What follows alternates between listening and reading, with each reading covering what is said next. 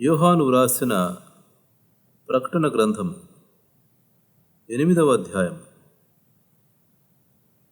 ఆయన 7వ ముద్రను విప్పినప్పుడు పరలోకమందు ఇంచుమించు అరగంట సేపు నిశ్శబ్దముగా ఉండెను.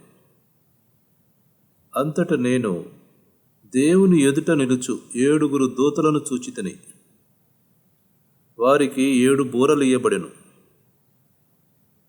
మరియు సువర్ణ ధూపార్తి చేత పట్టుకుని ఉన్న వేరొక దూత వచ్చి బలిపీఠం ఎదుట నిలువగా, సింహాసనం ఎదుట ఉన్న సువర్ణ బలిపీఠం పైన పరిశుద్ధులందరి ప్రార్థనలతో కలుపుటకై అతనికి బహుధూపద్రవ్యములు ఇవ్వబడెను.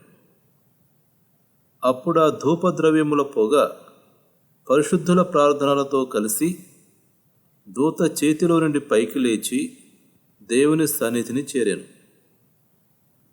ఆ దూత ధూపార్తిని తీసుకుని బలిపీఠము పైన నిప్పులతో దానిని నింపి భూమి మీద పడవేయగా, ఉరుములు, ధ్వనులు, మెరుపులు, భూకంపములు కలిగెను. అంతటా 7 బూరలు పట్టుకుని ఉన్న ఆ 7 దూతలు ఊదుటకు సిద్ధపడిరి. మొదటి దూత బూర ఊదినప్పుడు రక్తముతో మిళితమైన వడగండ్లును అగ్నియు పుట్టి భూమిపైన పడవేయబడెను. అందువలన భూమిలో 3వ భాగము కాలిపోయెను, చెట్లలో 3వ భాగమును కాలిపోయెను, పచ్చగడ్డి అంతయు కాలిపోయెను. రెండవ దూత బూర ఊదినప్పుడు అగ్నిచేత మండుచున్న పెద్ద కొండ వంటిది ఒక్కటి సముద్రములో పడవేయబడెను. అందువలన సముద్రములో 3వ భాగము రక్తమాయెను.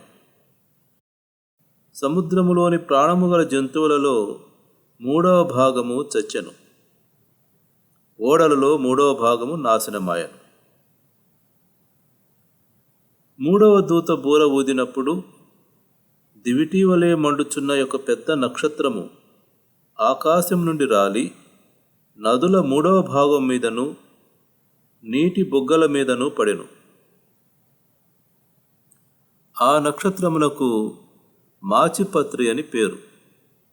అందువలన నీళ్లలో 3వ భాగము మాచిపత్రి ఆయను.